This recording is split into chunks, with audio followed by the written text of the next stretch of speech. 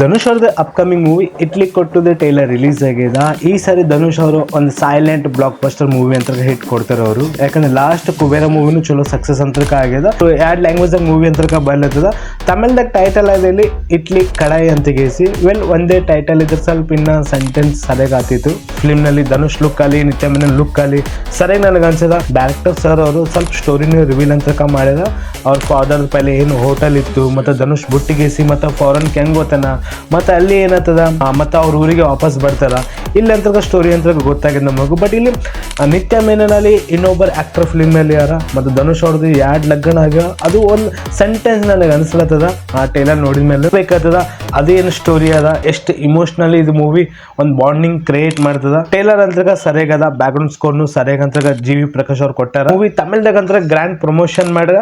ಇನ್ನು ತೆಲುಗುದಾಗ ಇನ್ನೊಂದು 2-3 ಡೇಸ್ನಾಗ ಇದು ಮೂವಿ ತೆಲುಗುದಾಗ ಪ್ರಮೋಷನ್ ಮಾಡ್ತಾರೆ.